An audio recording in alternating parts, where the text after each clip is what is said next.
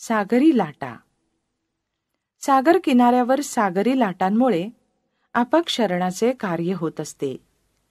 जिथे सागरी लाटांचा मारा जोरात होतो तिथे अपक्षरणाचे कार्य मोठ्या प्रमाणात होते, तर ज्या ठिकाणी सागरी लाटांचा जोर कमी असतो अशा भागात निक्षेपणाचे कार्य होते. त्यामुळे काही ठिकाणी सागर किनारपट्टीचे खनन होते, तर काही किनारी भागात संचयन होते. लाटांच्या अपक्षरण कार्याने तयार होणारी भूरूपे. सागरात शिरलेल्या जमिनीच्या भागाला भूशीर असे म्हणतात. भूशिराच्या तळाकडील भागावर सागरी लाटांमुळे मोठ्या प्रमाणावर अपक्षरण घडते. अशा भागात खडकाळ किनारे तयार होतात. सागरी लाटांमुळे तयार होणाऱ्या भूरूपांविषयी आपण आता माहिती करून घेऊया. सागरी कडा. लाटांच्या सतत माऱ्यामुळे भूशिराच्या पायथ्याजवळील भागाची झीज होते आणि उभड भाग शिल्लक राहतो. अशा प्रकारच्या उभड झिजलेल्या खडकाच्या भूरूपाला सागरी कडा म्हणतात. सागरी गुहा. भूशिराच्या खालच्या भागात लाटांचा आघात होत असतो. त्यावेळी खडकांच्या फटीत हवा कोंडली जाते आणि खडकांवर दाब पडतो. आत कोंडलेली हवा स्फोटकरित्या बाहेर पडते. अशा वेळी मोठ्या प्रमाणात ऊर्जा निर्माण होते. अशी क्रिया वारंवार घडल्याने खडक ठिसूळ होऊन त्याची झीज होते आणि त्या ठिकाणी कोनाड्यासारखा भाग तयार होतो. कालांतराने हा भाग मोठा आणि खोल होत जातो. यालाच सागरी गुहा असे म्हणतात. तरंग घर्षित मंच. खडकाळ भागात सागरी लाटांच्या सतत माऱ्याने सागरी कड्याची झीज होते आणि ते मागे हटतात. या कड्यांच्या पायथ्याकडे सपाट मंचाची निर्मिती होते. अशा मंचांना तरंग घर्षित मंच असे म्हणतात. याशिवाय सागरी कमान, सागरी स्तंभ अशी अपक्षरणाची भूरूपे ही सागरी लाटांमुळे तयार होतात. महाराष्ट्रातील किनाऱ्याचा बराचसा भाग खडकाळ आहे.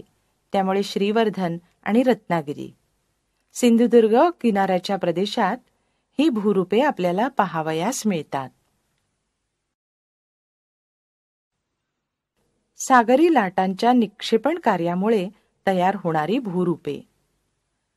दोन लगतच्या भूशिरा दरम्यान सागर किनारा काहीसा अंतर्वक्र असतो. भूशिराच्या भागात अपक्षरण होऊन सुट्या झालेल्या खडकांच्या कणांचे निक्षेपण अशा अंतर्वक्र किनारी भागात होत असते.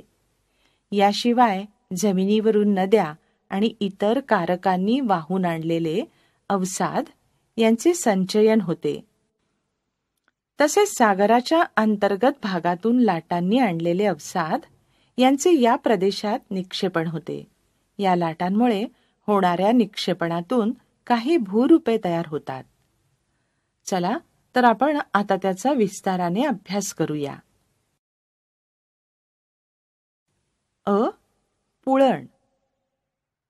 दोन लगतच्या भूशिरादरम्यान असलेल्या भागात जमिनीवरून मोठ्या प्रमाणात अवसाद येतात. तसेच या भागात पाण्याची खोली कमी असते. परिणामी लाटांचा वेगही त्या मानाने कमी असतो. त्यामुळे या भागात सागरातून आणि जमिनीवरून येणाऱ्या अवसादांचे निक्षेपण होते. बहुतांशी बारीक वाळू येथे येऊन किनाऱ्यालगत साचते. किनाऱ्यालगत साचलेल्या या वाळूच्या संचयनाला पुळण असे म्हणतात.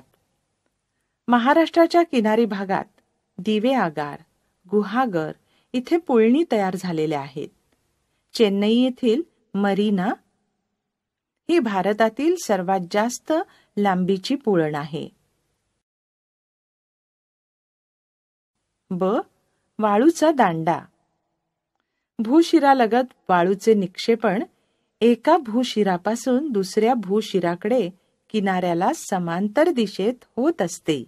कालांतराने याची लांबी वाढत जाते आणि पुळणापासून काही अंतरावर पाण्यात घुसणारे बांधासारखे भुरूप तयार होते. यालाच वाळूचा दांडा म्हणतात. पुळणाच्या भागातील वाळू उथळ सागरी भागात साचून किनाऱ्याला समांतर बेटांची निर्मिती होते आणि यातूनही वाळूचे दांडे तयार होतात. महाराष्ट्राच्या किनारपट्टीवरील रेवदांडा आणि श्रीवर्धन या ठिकाणी ही भूरूपे पाहावयास मिळतात. क. खाजण. वाळूचे दांडे आणि सागरी किनारा यांच्या दरम्यान असणाऱ्या मुख्य सागरी जलापासून अलग झालेल्या खाऱ्या पाण्याच्या सरोवराला खाजण किंवा खारकच्छ असे म्हणतात.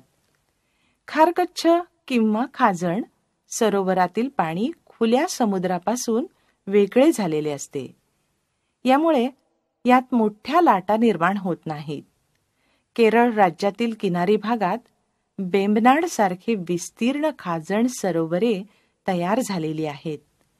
उडीसा राज्यातील चिल्का हे देखील खाजण सरोवराचे उत्तम उदाहरण आहे.